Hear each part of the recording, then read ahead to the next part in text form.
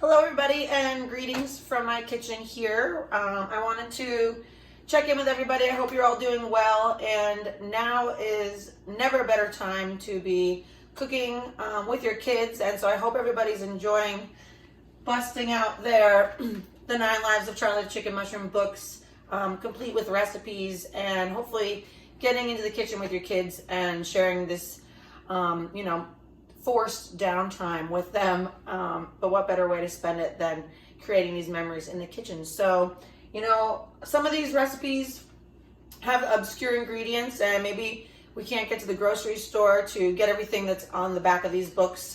So today I wanted to feature a really simple recipe that everybody can do at home with just a few ingredients. It's super healthy and delicious, and it is carrot ginger soup. So I'm going to take you through it real quickly here with you, and then I will also list the ingredients and steps in my bio and Facebook page. So if you're watching now, just hang on tight. We're gonna go for a ride. So in this pot, we've got carrots, onion, garlic, ginger, and turmeric. Just a little bit of salt, and I sauteed that in olive oil till they softened. I covered it just with enough water to cover, because you want to have a thick soup, so you can always add more water. So start a little less, add more. Some people, and myself included, think carrot ginger soup or maybe any kind of pureed soup. How do you get it to not taste like baby food? Well, the secret is in the toppings. So always have something fun to sprinkle on top of a pureed soup for added texture. Today I have cilantro and some cashews. I usually have any kind of nut or some sort of herb in my house, so that's always a great way to just top a quick soup. But today I wanted to take you through another fun ingredient topper, which is some seasoned dried chickpeas. So take your can of garbanzo beans, rinse them, drain them, get them as dry as you can. I put them on a sheet tray. The oven's usually at 425 for this first step, and just enough to coat the bottom of the pan. If you have too many, they're going to steam. So just enough to have a thin layer on the pan, a little olive oil so they don't stick, and then I put them in the oven to kind of dry them out, toast them a little bit for about 7 to 10 minutes at 425. So this is the next step, where you take them out. They've got a little color on them. I add just a little bit more olive oil, and this is a big can of garbanzo beans. Yours, a regular small can will not take up this much room, and you can also do it in a saute pan where you just dry them out. So a little bit of oil. I have a dry rub seasoning mix that I make a lot too. This has cumin, chili powder, garlic powder, a little brown sugar, and salt. The chili powder that I have has a little bit of heat to it, so I didn't add any black pepper, but you can add that too if you like. And so we're just going to sprinkle a generous amount, because some of this is going to stick to the pan, and you really want to get a good coating on all of these garbanzos. So I'm just going to coat, and they've cooled enough at this point where I can just use my clean washed hands to kind of roll them and zhuzh them around. These chickpeas have a ton of fiber and just are great to add to salads, on top of your soups. We also make veggie wraps with these, with a little tahini sauce, fresh vegetables, and any sort of tortilla that you like. Makes an awesome sandwich. So once you get these all zhuzhed up, I put them in the oven now at 450, which is a little higher, just so they kind of get crispy. You want to get a little bit of a sear on them. So while those are finishing in the oven, we'll put the finishing touches on our soup. So again, you got the basic ingredients in here, plenty of delicious carrots, and at this point I'm going to blend the soup. You can use a blender or a wand if you have one. And this is a great job for the kids. Just make sure that the stem of this is fully immersed in the liquid so that it doesn't splatter. Another great job for the kids in this recipe is to have them help you peel the carrots, peel the ginger. And I like to use a food processor for a lot of the chopping in this recipe. And here we go.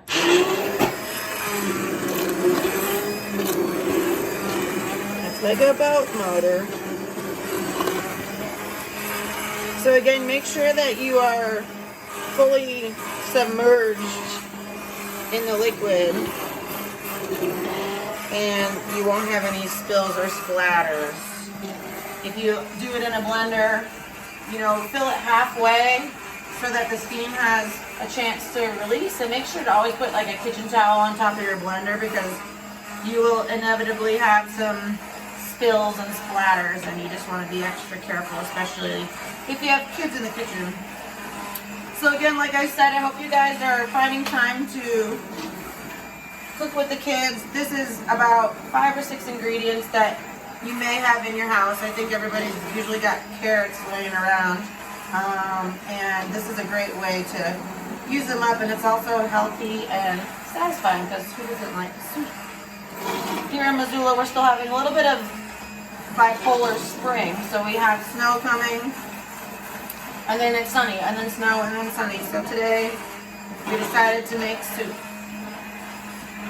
So I like mine pretty smooth, that like velvety texture, so I go a little longer. But if you're a person that likes, you know, some more texture, then you can stop when it's still a little chunky. But we're gonna take it most of the way here. It's smelling really good. I can smell that ginger. And I like to put a lot of ginger. I put about 3 tablespoons of ginger, a good tablespoon of the fresh turmeric. You can use the powdered turmeric too. But if it's carrot ginger soup, you want to be able to taste the carrot and the ginger. And the ginger is also really good for you, especially in these crazy COVID times. It's really important to be eating healthy and keeping your body, you know, strong so we can stay healthy and safe. So lots of ginger is really good for that. So we've got this beautiful soup here, and you can keep it as is, but I like to add the coconut milk for a little richness. This is kind of where we're at as far as consistency.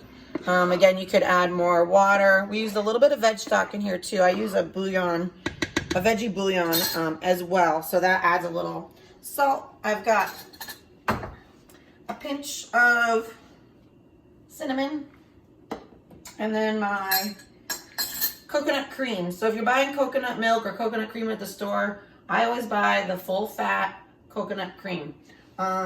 If you're buying coconut milk, chances are it's coconut cream with water added to it to thin it out. So you're just paying for water. So you can always buy the coconut cream and dilute it yourself if you want to stretch it and you like that texture better. But, you know, why give them money for water? So we're going to put in our coconut cream, nice and velvety. This is obviously a vegan recipe, so for those that don't do dairy, coconut cream, coconut milk is your best friend. Just really add some great texture. It'll add that coconut flavor, but I think with the ginger and the turmeric, it's a perfect accompaniment to this soup. So that's pretty much the basics. You always want to taste your soup for seasoning before the end. I always use kosher salt in my kitchen, so a good thing to note. A good thing to note about kosher salt is that it's a larger grain of salt. So when you put something like kosher salt in a soup to season, you want to give it, you know, at least a good 30 seconds to a minute to dissolve into that soup. Because if you put it in right away, stir, and then taste, you're not letting the salt really do its job, and then you might add more to compensate, and then it becomes too salty. So always make sure to give your kosher salt a little time to work its magic in your soup. And so let's check on our chickpeas. They should be toasty and delicious by now. So that's what you want. You know, they're getting a little dried, a little toasted. They're covered in that delicious seasoning. I would even let them go maybe a little bit longer for the sake of this video. However, we're gonna stop here. I'll keep those other guys in there for about another 5 minutes. The goal is to really get kind of that crispy texture, so they can withstand the heat for a little while. So now we've got our delicious soup seasoned. The salt has done its job. I always finish too with like a little acid, so I love a hit of fresh lemon just to brighten up all the hard work that you've been doing. You can always do a little splash of apple cider vinegar, but I find like lemon usually is my best friend when making soups. I'm just going to use this ladle here. Drop on some chickpeas, add a little cilantro, a couple cashews, and I like just a sprinkle of black pepper.